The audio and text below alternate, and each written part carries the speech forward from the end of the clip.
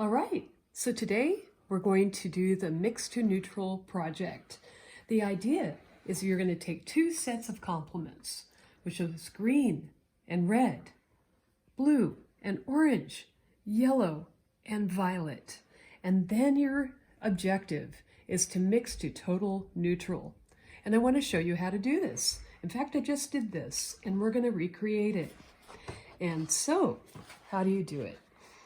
So you use your watercolor paper, and I'm starting with yellow. And you'll notice that I have kind of a warm yellow. And we're going to deal with that. You know, you're just getting the primary colors. So I'm going to fill up my brush. And the way you're doing it is just filling it up with paint. And I'm going to start with just yellow.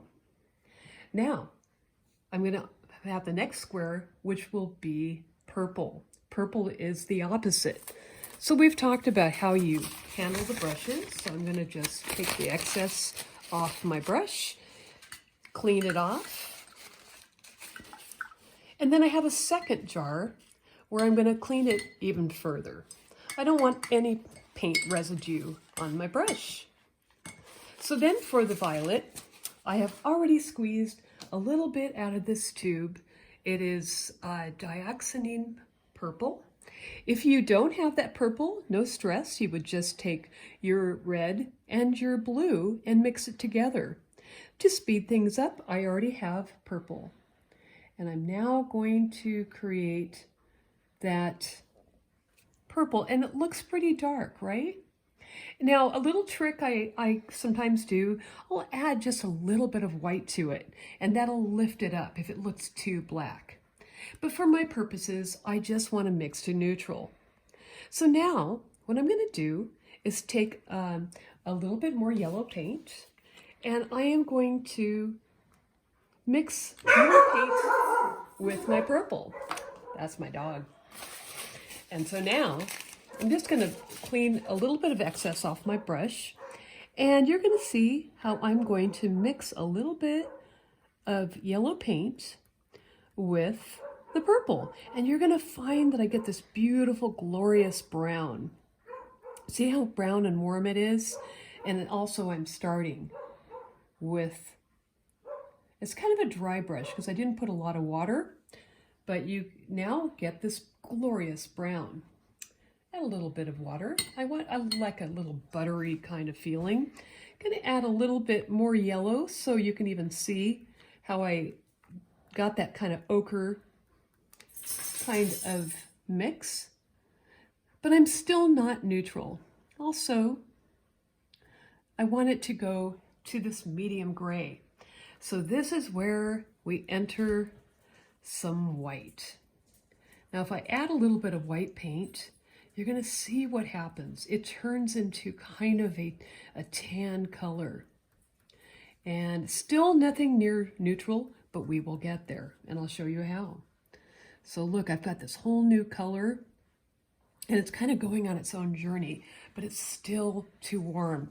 And this is why we're learning a little color relationship. If you want it to go more neutral, you need to add the complement. So we're going to go do that right now. I'm adding more purple. So when I add more purple, it gets kind of lavender. And I'm just emptying my brush. Still too lavender, but it would be, you know, it's still fine. You can still paint what you've got. And that is too dark, and it also needs to go more neutral. So I'm going to add more white because I want it to be a neutral value. You now know how to get to middle gray. And we're going to try to do middle gray chromatically. Still too violet, so I'm going to add just a touch of yellow. And look, I'm getting more neutral. And we're almost there. And then I'm going to show you one last trick. So I'm going to paint what I've got since it's a lot closer. There we go. It's looking closer. It's a beautiful neutral, but it's still too warm. The reason why this yellow paint has a warm bias. How do you cool down warm? Enter the fourth character. It's a little touch of ultramarine blue. And if you don't have that, you use your primary blue. But I've just happened to have some right here. I'm going to add a little touch of that. not too much. But look, it's already neutral and it's blending now with my gray palette, and I think I'm just about there. And so now I've got my chromatic mixed to neutral. Look at that. Is that better? I got there even faster this go around. Take as many as you need. If it goes for a couple rows, that is fine too. I'm just going to do one more and be pretty happy with it. And there's my neutral. So that's the exercise. You're going to do this with each set of complements. I did it twice. I did it earlier before this video, and then this is what I did for the video. I'm going to show you one last trick before we go. I'm going to just clean off my brush, right? I always like to start clean, and then I'm going to just get it even cleaner, right? Second jar does the job thoroughly. You get nice clean brushes. So later you're going to be creating a color wheel. I mentioned earlier that this purple was really dark, right? So here I've got this almost dark, too dark purple. What you would do is add just a touch of white, not much.